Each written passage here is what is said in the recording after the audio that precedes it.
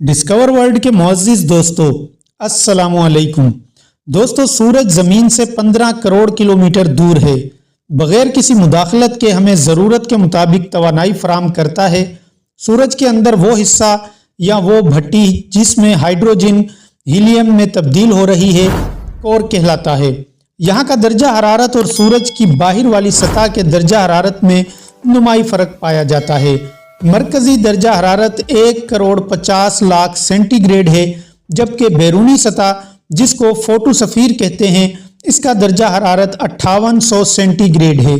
इसका फैलाव तकरीबन 500 किलोमीटर तक है और इसे ऐसे रोशनी खारिज होती है जो नज़र आती है।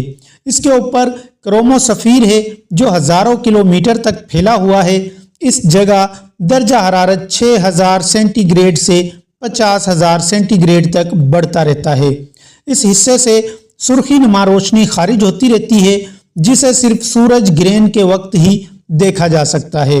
दोस्तों, ज़मीन पर जिंदगी की मौजूदगी को सूरज की तवानाई ने मुमकिन बनाया है, जो ज़मीन पर तवाज़ुन को मुस्तकिल बनाती है, और 99% तवानाई जो जिंदगी के लिए ज़रूरी होती है, सूरज ही मुहैया करता है। इस तवानाई में से निस्फ रोशनी की शक्ल में होती है जो हमें नजर आती है। बकिया तवानाई बालाए बनफशी शवाओं की शक्ल में होती है जो नजर नहीं आती और हरारत की शक्ल में होती है। इसके अलावा सूरज की एक और खासियत यह है कि यह वक्तन फ़वक्तन घंटी के मायने फैलता रहता है। यह अमल हर 5 मिनट बाद दोहराया जाता है और सूरज की सतह जमीन से 3 किलोमीटर करीब आ जाती है और फिर 1080 किलोमीटर फी घंटा की रफ्तार से दूर चली जाती है। इसके अलावा सूरज से जो रोशनी हमें हासिल होती है, वो इसकी सतह पर होने वाले न्यूक्लियाई धमाकों का नतीजा है, जो गुज़िश्ता 4.5 अरब साल से जारी है। मुस्तकबिल में एक वक्त आएगा कि सूरज पर ये न्यूक्लियाई धमाके होना बंद हो जाएंगे और वो मुकम्मल तौर पर बेनूर हो जाएगा, जिससे इसकी कशिश शक्ल ख़त्म हो जाएगी और पूरा निज़ाम शमसी, जिसमें हमारे ज़मीन भी शामिल है, इसकी गिरफ्त से आज़ाद होकर फ़िज़ा में भटक कर तबाह हो जाएगी। चुनाचा इरशाद बारी ताला है और सूरज वो अपने ठिकाने की तरफ चला जा रहा है। ये ज़बरदस्त अलीम हस्ती का पांदा हुआ हिसाब है। ख़वातीनो हज़रात, ठिकाने से मुराद वो जगह भी हो सकती है जहाँ जाकर सूरज को आखिरकार ठहर जाना है, और वो वक्त भी हो सकता है जब वो ठहर जाएगा। क़यामत के दिन इसकी हरकत बातिल हो जाएगी, ये बेनूर हो जाएगा और ये आलिम कुल ख़त्म हो जाएगा। एक दफ़ा खुद रसूलुल्लाह सल्लल्लाहु अलैहि वसल्लम ने सैयदना अबू ज़र से पूछा, जानते हो कि सूरज गुरूब होने के बाद कहाँ जाता है? सैयदना अबू ज़र कहने लगे, अल्लाह और इसका रसूल ही बेहतर जानते हैं।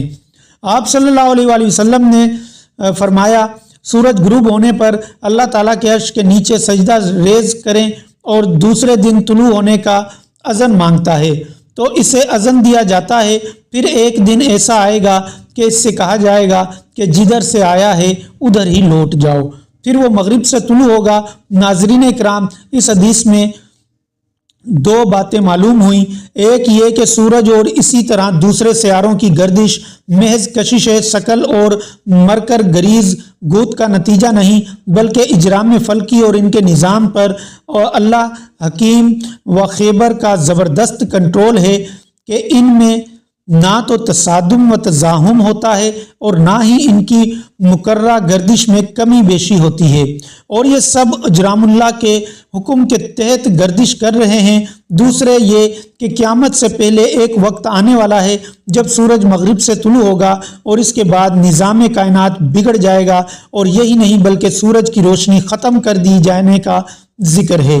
अल्लाह ताला ने कुरान पाक में इस तरह इरशाद किया है, जब सूरज लिपेट दिया जाएगा, मतलब ये है कि सूरज की शुआएं, इसकी रोशनी और इसकी हरारत सब कुछ समेट लिया जाएगा और वो बस एक बेनूर जिस्म रह जाएगा। लेकिन क्या आपने कभी सोचा कि क्या हो अगर सूरज अचानक से गायब हो जाए?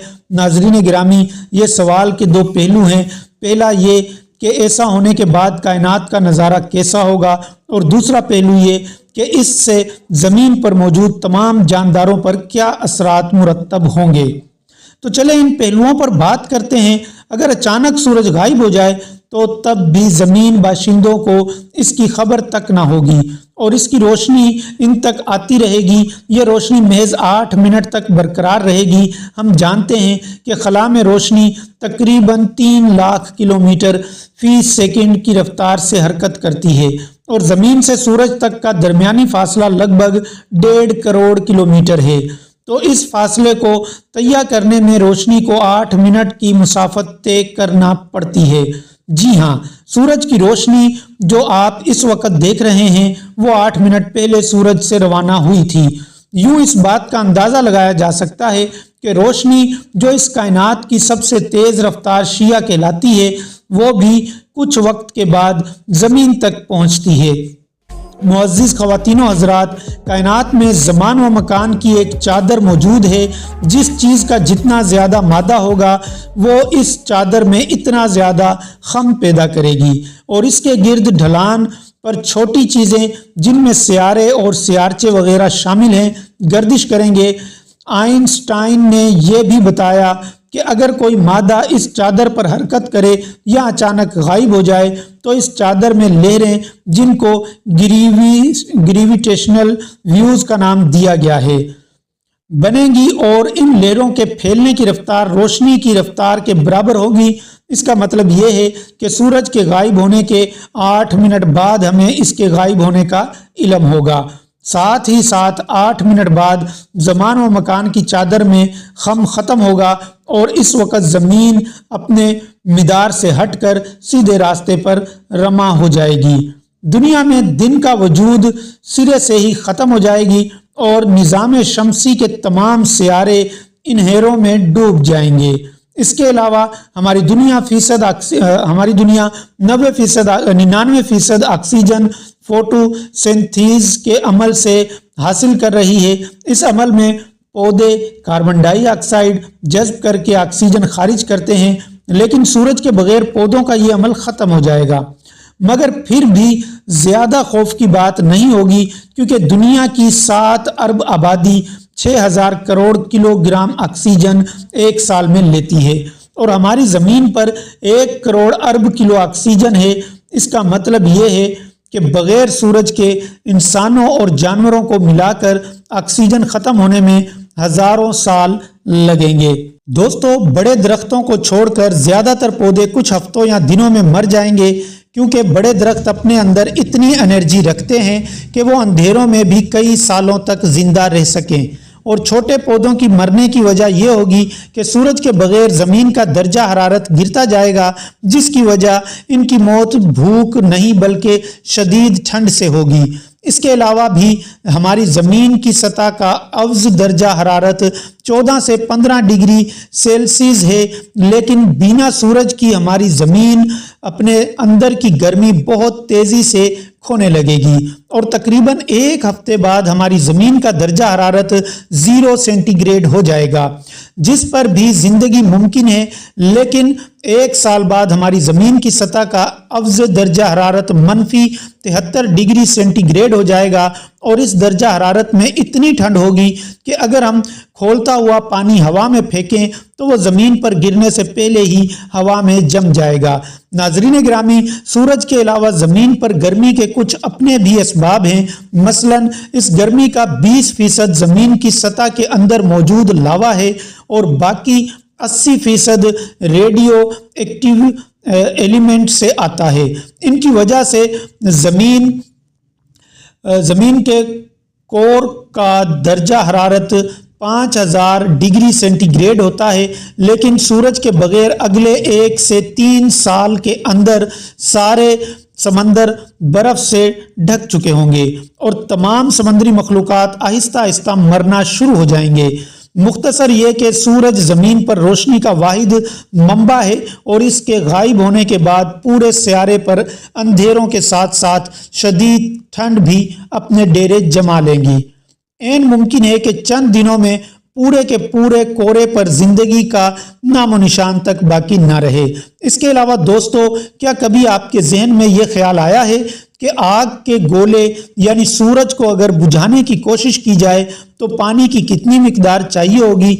हमें फौरी तौर पर تو یہی خیال آئے گا کہ بہت زیادہ یعنی اربوں گیلن پانی، اور ہو سکتا ہے کہ اس میں 2 گنا اضافہ کرنا پڑے اور اس کے بعد ہی کچھ امید رکھی جا سکتی ہے۔